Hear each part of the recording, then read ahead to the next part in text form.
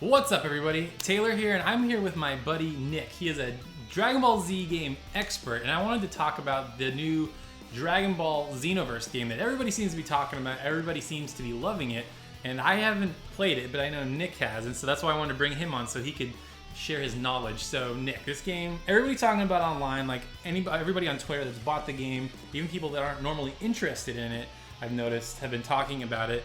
The reviews haven't been great, but everybody seems to be liking it. So you've played them all going back to the PS2 days. Why do you think this one is resonating with people, and why do you think so many people are liking it? The co-op feature, I think, is the main thing about it.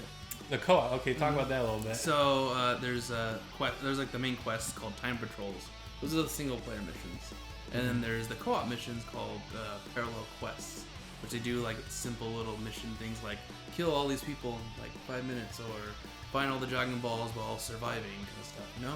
Okay. And you could have up to 2 people join you. You can do it single player, or have computer players, or do it with friends. But yeah, I think it's just the co-op feature that people are liking, because you're together fighting Dragon Ball Z characters. I mean, who doesn't like Dragon Ball Z fighting? Exactly. Even though it's pretty simple, but it's still fun because you could do some really cool long ass combos.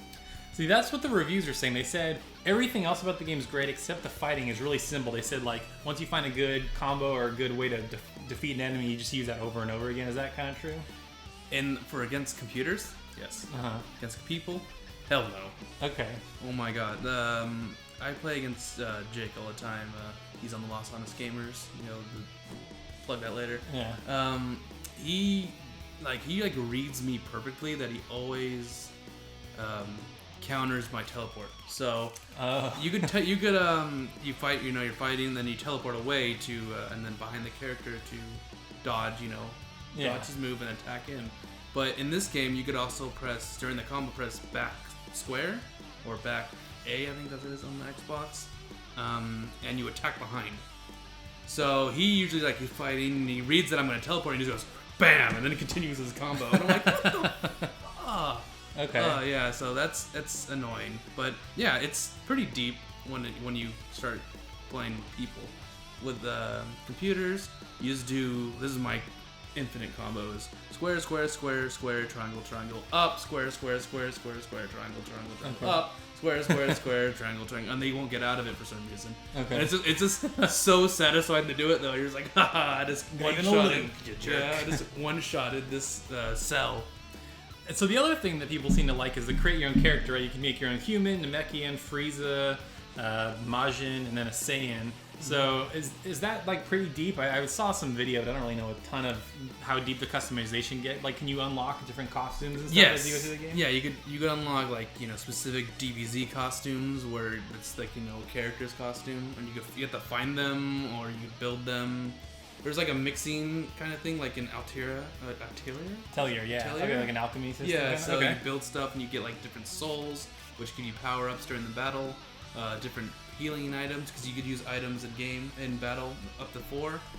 So you can just heal yourself, make yourself stronger, refill all your stamina in the middle of a match. It's pretty intense, and then every item gives you stats boosts. Oh, so there's like an RPG element to it? So every like piece of clothing, you could have feet, hands, torso, and legs, and then you have an accessory which doesn't do anything, but it's cool.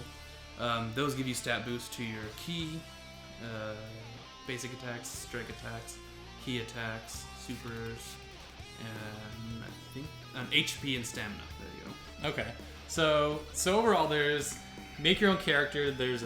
It almost seems like it's an action RPG in a sense, because I saw there's like a hub level where you can go around and meet different trainers, do all these different missions. Mm-hmm. There's the time travel thing. So what is that about, where you remix the timeline or whatever? What's that all about? It's just the story. You're not really doing anything special. It's like you go to Trunks, and then he's like, there's this thing in the timeline that's all messed up, and then you see what messed up, like Piccolo killing Goku instead of Raditz Goku. Oh, whoa. Or Gohan dying instead of Krillin or something like that. Some weird stuff like that. Okay.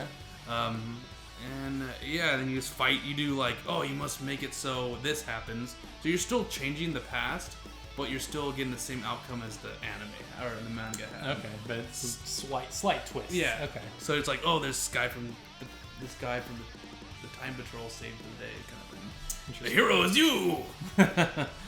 Cool. So okay, so you were talking about this game, like, yeah, I just couldn't stop playing it. I had to like stop myself from playing. So what are the modes, or what is your favorite thing about the game? Because like I said, you've played all of like the Budokai Tenkaichi, Battle Z, all the games. So what about this one that has you addicted? What specific mode or feature or whatever? Battle Z was shit. Let's just say that. Yeah.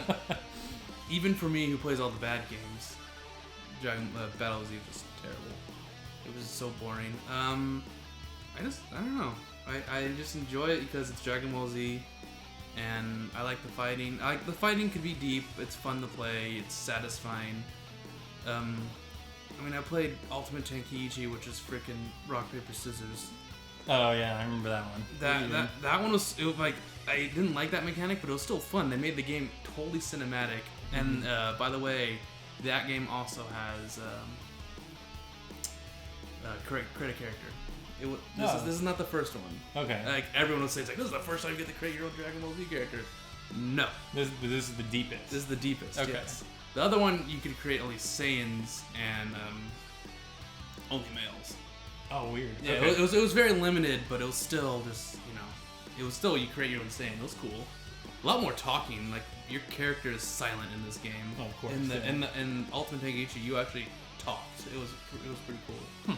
So that's what I miss. I also miss changing all your auras. You can change like the color of your aura. Oh, that's neat. Your fighting style. I don't know if this is in Xenoverse. I've heard that it's there. Like you could use a sword or something like that. But in Ultimate Tenkaichi, your master, once you master him, you have his fighting style, which is what I love. Oh, that's right. So everyone had, every character has their own combos, fighting styles, stuff like that. I mean, it's the same button presses, but they all do different things. Interesting. Okay, so it mixes it up a little bit, mixes the combos up a little bit. All right, so for people that maybe aren't Dragon Ball Z fans, or they haven't played one in a long time, like, this is something you'd recommend? I think you put it perfectly when you said it was an action RPG. It really does feel like that. Because you just fight constant people all over and over and over again. Mm-hmm. You grind a lot to get unlocks. Mm-hmm. I would say try it out if you like this like fighting, beating stuff up. I mean, if you hate Dragon Ball Z, don't buy it. There's no reason for you to buy it. Okay. It's very Dragon Ball Z, obviously. It's very Dragon Ball Z. It's very corny. It's hilarious. Goku says something that's really funny. It's just like, what? He really said that? He must have laughed afterwards. The voice actor, yeah. Because it was just ridiculous. Okay.